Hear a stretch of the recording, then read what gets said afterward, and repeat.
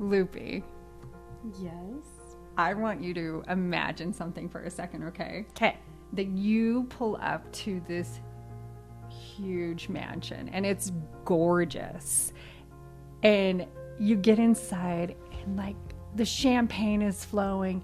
It's the era of jazz age. It is everything you can imagine in a Hollywood movie. Okay. And before the end of the night, you're handed keys to a brand new car. Yes. Doesn't it sound like The Great Gatsby? Sounds amazing. But this really did happen. And the man who was behind it was both real and notorious. In this episode, we're going to actually explore this person's journey, George Remus, who built a whiskey empire during, get this, Prohibition, a time where no one was really doing much. And if they were doing it illegally, if you know what I mean. Right. And his outrageous lifestyle, his influence on whiskey culture as we know it today. We're going to talk about his early career as a lawyer, how he exploited these loopholes, making millions of dollars smuggling whiskey, and his legendary parties at his opulent mansion. And of course, we're going to talk about betrayal and revenge that ultimately led to George Remus's downfall. And this man, George Remus, is considered to be an infamous bootlegger, often referred to as the king of bootleggers. So welcome to our podcast, Hope and Whiskey. Hope and Whiskey. And we are your hosts, Loopy, Tori. And we're excited to be here with you today. We started this journey years ago when we were friends in middle school. So that was what, like 5 years ago, Loopy? Oh, yeah. Something like that. Mm-hmm. And we have stayed friends over the years. What we didn't know is we both had this huge love for whiskey. And we've been talking about starting a podcast. We decided we're not going to be those people who wish we had done things. We decided to jump into this with both feet and just do it. Start doing things to make us happy. And we're so lucky to have our producer, Jeremy Sharon, who pushed us and said, do it. I'll help you. So here we are, starting our very first podcast episode in honor of George Remus, the bootlegging king of America. And we're just excited to be here today. We really are. And you're going to expect more from us in this area. Not only the history, culture, we're going to be doing a little bit of everything. And we cannot wait to share that with you. So this is going to involve what? Events? Absolutely. Events that we plan, interviewing people like your friend. We're definitely going to go to distilleries. We're going to explore the world of whiskey, and we want to explore it through your eyes along with our love. So welcome, buckle up.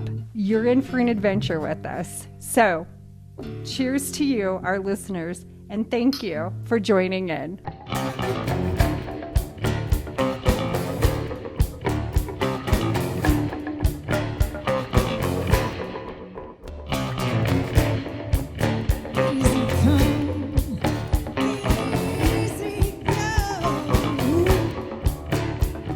Back to George Remus.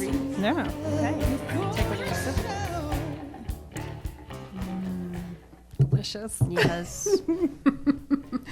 So this is a tale full of ambition and twists, and we will discuss George Remus's legacy, how he has inspired TV, books, and movies. And in addition to having a bourbon named after him.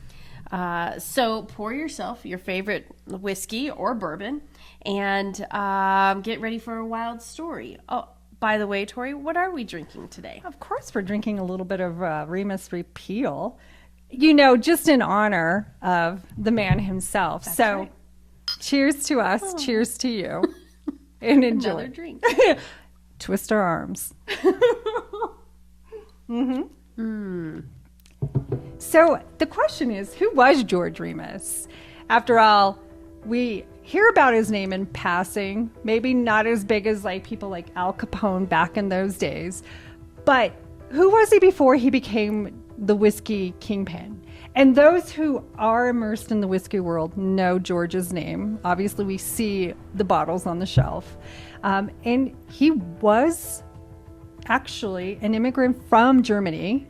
He was born in 1876, came to the United States as a small child. And before he was this criminal mastermind, he was actually got his foot in the door through working at his uncle's pharmacy, believe it or not, when he was 14 years old. So he was a pharmacist. Not quite yet, not until 19, when he actually then became a certified pharmacist and bought his uncle's pharmacy, which is even crazier. So young man who didn't drink, who really wasn't involved in it much because other than working and being this very ambitious personality, because he saw what his dad's life had done to his family. I mean, he was counted on to provide the food on the table for his family. So he was definitely very ambitious. And he felt like the pharmacy life was a little too slow. And lo and behold, what did he do? He goes to law school. And then at the age of 24, still very young in my mind, he becomes this successful lawyer, and he actually coins the term temporary insanity at this 1914 murder case. Just remember that detail, because it's going to come back. And then by 1920, George Remus was making $500,000 a year, which by today's standard is great. But you know what that is today? Like around $8 million. And I mean, this man is becoming wealthy, and he's starting to become really well known in these legal circles as well. So it's ironic that a defense lawyer would become a criminal. What pushed him? Oh, in one word, prohibition. Okay. In 1920, the 18th Amendment in this Volstead Act prohibited production and sale of alcohol, except for a few cases. Bold move. What did he do? Start a speakeasy? So much more than that. He memorized the entire Volstead Act, and he found a loophole, a legal loophole, where he actually could produce alcohol and sell it for medicinal purposes with a government permit. But what he would do was legally buy up these distilleries. And remember, like back then it was cheap, dirt cheap, because no one could do anything. So these distilleries were sitting, he'd go in and offer a really low ball price.